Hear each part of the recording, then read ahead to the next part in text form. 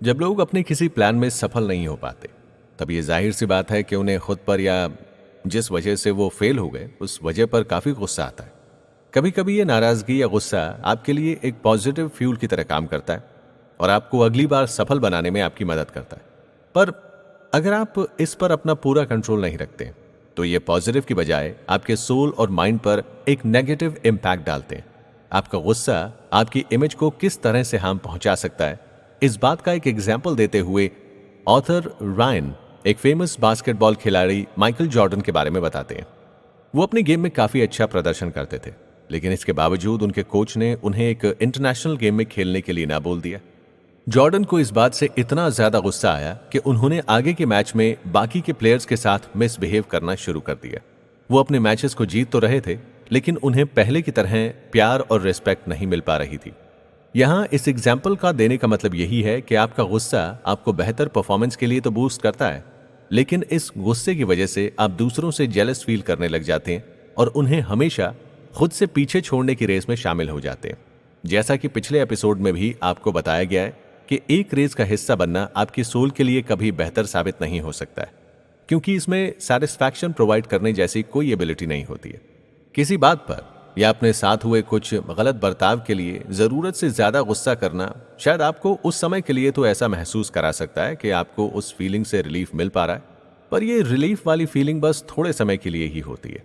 आप उस समय अपने सोल को कन्विंस करने के लिए किसी दूसरे इंसान को गलत साबित कर सकते हैं या गलत व्यवहार करके उसे ऑफेंड कर सकते हैं। पर अगर आप ये सोचते हैं कि ऐसा करने से आपको सेटिस्फैक्शन मिल जाएगा या आप खुश रहने लगेंगे, तो आपका ये सोचना बिल्कुल गलत है। इसलिए आपको हमेशा कोशिश करनी चाहिए कि आप खुद को हर उस फीलिंग से आजाद कर सकें जो आपको गुस्सा दिलाती है। इसके बजाय आप खुद को किसी ऐसी फीलिंग की तरफ अट्रैक्ट करें जो आपको लंबे समय तक खुश कर सकती है। गुस्से को रिप्लेस करने का सबसे अच्छा ऑप्शन है अपनी लाइफ में मिली चीजों के लिए आप ग्रेटफुल महसूस करें और अपने आसपास के लोगों में प्यार और भरोसे की भावना को डेवलप करें। किसी भी इंसान पर नाराज होने के समय आप ये सोच सकते हैं कि हो सकता है कि आपके अंदर उस पर्सन को कोई कमी दिखाई दी हो या उसे आपकी कोई बात पसंद ना आई हो, जिस वजह से उसने आपके साथ ऐसा बर्ताव किया। आप खुद भी उस इंसान की जगह हो सकते हैं और किसी दूसरे के साथ सेम ऐसे ही बिहेव कर सकते हैं। इसके लिए किसी पर नाराज होने या उस इंसान के द्वारा किए गए बर्ताव का बदला लेना कोई सही ऑप्शन नहीं हो सकता है। सिर्फ आप ही अकेले ऐसे इंसान नहीं हैं जो किसी के गलत व्यवहार का सामना कर रहे हैं। हर कोई इस वर्ल्ड में खुशी, तकलीफ, कंपटीशन, भरोसा और भी ढेर सारे इमोशंस को फेस करते रहते हैं।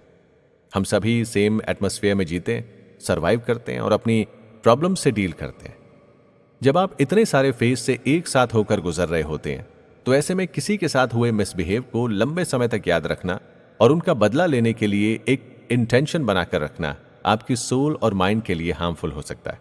अपना गुस्सा शो करने और लंबे समय तक उन बातों को सोचने के बजाय आप ये टाइम और एनर्जी किसी पॉजिटिव जगह पर अप्लाई कर सकते हैं, जहां से रिटर्न में आपको लव और केयर मिल सके, जिसे आप हमेशा अपने माइंड के किसी कोने में स्टोर करके रख सकते हैं। और उन अच्छे मोमेंट्स को याद करने पर आपको किसी से जेलस या बदले की फीलिंग नहीं आएगी, बल्कि आप बिना ज्यादा एफर्ट्स के ही दूसरों से खुद को आगे देख सकेंगे।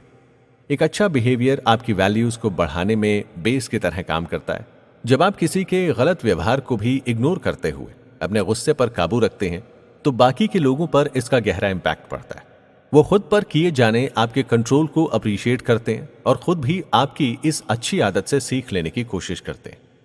ऐसा जरूरी नहीं है कि आपको आगे बढ़ाने में सिर्फ गुस्सा ही एक फ्यूल या बूस्टर की तरह काम कर सकता है, बल्कि आप अपने एफर्ट्स को और ज्यादा बढ़ाकर भी पॉजिटिव रिजल्ट्स ड्रॉ कर सकते हैं।